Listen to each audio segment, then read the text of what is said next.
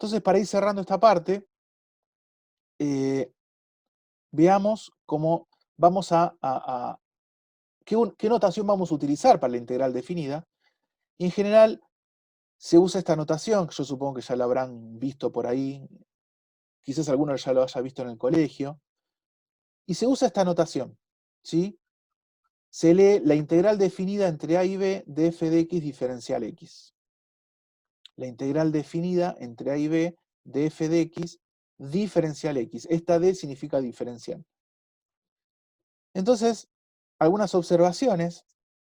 Bueno, nada, acá esto es un poco de historia, ¿no? De dónde supuestamente viene esta notación. Bueno, cuenta la leyenda, preguntar por un tal Leibniz, supuestamente fue este matemático alemán, creo que era alemán.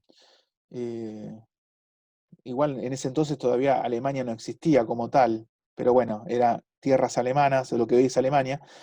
Eh, bueno, que el símbolo de la integral definida, este símbolo, es el resultado de la deformación con el paso del tiempo de la letra S, la cual se usaba para abreviar la palabra suma, ¿sí? En efecto, esta notación nos recuerda que estamos sumando áreas de rectángulos en el intervalo AB, ¿sí? En este caso, f de x representa la altura de estos rectángulos y diferencial x representa la base de estos rectángulos, ¿sí? Se ve que el tipo, cuando este tal Leibniz, que es uno de los padres de lo que es el cálculo junto con Newton, cuando empezó a hacer todo este desarrollo de integrales, que él también se preguntó, bueno, ¿cómo calculo el área? O sea, lo que hicimos básicamente es lo que hizo este tipo Leibniz, hace mucho ya a lo lejos, y la notación que usaba era, bueno, yo tengo que sumar estos rectángulos, entonces parece que el tipo, acá uno diría, bueno, pero el tipo era alemán, entonces usaba eh, la palabra suma eh, en alemán. Bueno, ahí no sé si en alemán se dice lo mismo o viene del latín, pero créanme que, o sea, la palabra del idioma que él utilizaba, suma, empieza con S. Empieza con S. ¿Sí? Da la casualidad que nosotros en castellano también empieza con S, pero no sé si es en alemán o en latín también que empieza con S. Entonces, para abreviar, ponía la S de diciendo, bueno, tengo que sumar entre A y B, tengo que sumar entre A y B, ¿sí? Las áreas de todos estos rectángulos donde la altura está de alguna manera dada por la función, porque recuerdan que vieron que era el mínimo o el máximo, pero bueno, está dada en cierta manera por la función altura, y una base que es un diferencial. ¿Diferencial por qué? Porque es una diferencia, es una variación en X. Si se ponen a pensar, la base termina siendo una variación en X, ¿sí? Un delta X.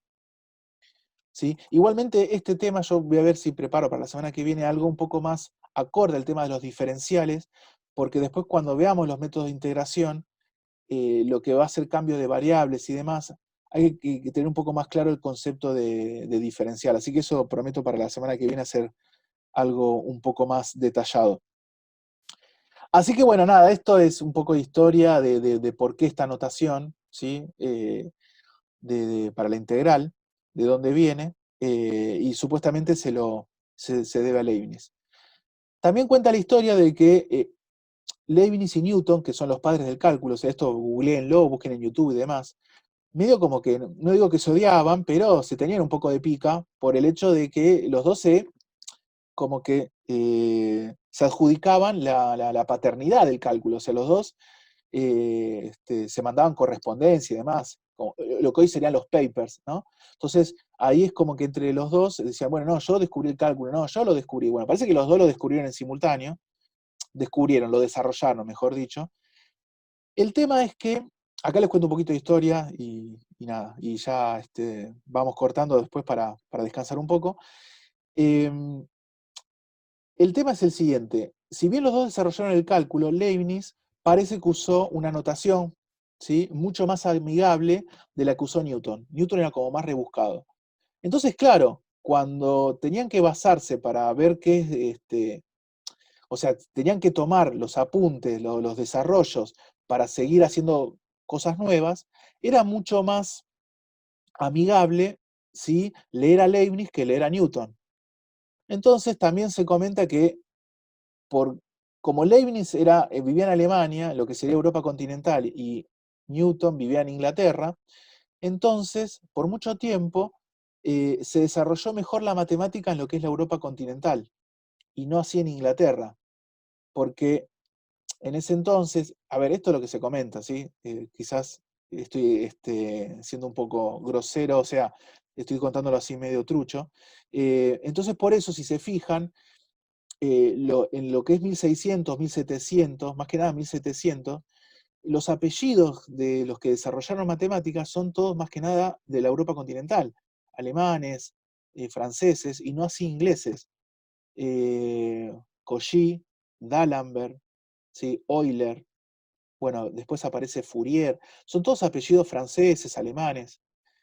Recién hay que esperar un poco más que nada a la época victoriana, al 1800, para que vuelvan a aparecer ingleses, como bueno, Hamilton y otros más. Este, Así que nada, era un toque, qué sé yo, está bueno saber un poquito de historia de dónde viene todo esto. Así que bueno, acá nada, aproveché esta primera observación de cómo se escribe la notación de la integral definida, le metí un poquito de pseudo historia medio trucho, pero bueno, el que esté interesado lo puede googlear, buscar en YouTube, que hay un montón de esto al respecto. Después, bueno, volvamos ahora sí un poco más a lo que es la integral en sí. Recuerden que la integral definida de una función continua, o sea, nosotros partimos, ¿sí?, de la integral definida para una función continua y positiva, ¿sí?, entre a y b, o sea, para el intervalo a y b. Bueno, lo que hicimos fue calcular el área de la región comprendida por la gráfica de f y el eje x, ¿sí?, para este intervalo. O sea, nosotros calculamos el área debajo de la gráfica de la función considerando la función positiva. La cuestión es que podemos generalizar esto, no lo vamos a ver, pero se podría generalizar para cuando tenemos funciones, como en este gráfico, ¿sí?, donde ahora eh, la función puede tomar valores positivos o negativos. Entonces, podemos generalizar este concepto a funciones que sean negativas en ciertas partes del intervalo, ¿sí?, cerrado a b, o en su totalidad, es decir, que la función puede ser totalmente negativa, ¿sí?, que esté todo por debajo del eje x. Entonces, en este caso, el área total puede ser positiva, negativa o cero, donde se puede considerar que el área total es la suma de estas subáreas, que pueden ser positivas o negativas, dependiendo de si la función es positiva o negativa en los tramos del intervalo, ¿sí?, correspondientes a las respectivas subáreas. Entonces, acá en este ejemplo gráfico, vemos que esta función, ¿sí?, vamos a llamar este punto, vamos a llamarlo C. Entre A y C, la función es positiva, así que el área encerrada va a ser un área positiva, y entre C y B, el área va a ser, esta subárea va a ser negativa, ¿sí? Pueden considerarlo como que la altura de los rectangulitos acá los tengo que considerar negativos. Entonces, cuando yo calculo la integral total, va a ser una especie de, me va a dar un valor, la integral definida me va a dar un valor que compensa de alguna manera esta parte positiva con esta parte negativa. En algunos casos puede ser que la parte positiva sea mayor que la parte negativa, así que el resultado final me va a dar positivo. En otros casos puede ser que la parte negativa sea mayor que la parte negativa, entonces el resultado final me va a dar negativo. Y en otros puede ser que la parte positiva y la parte negativa sean iguales, en valor absoluto, ¿no? Estamos hablando de valor absoluto. Por lo tanto,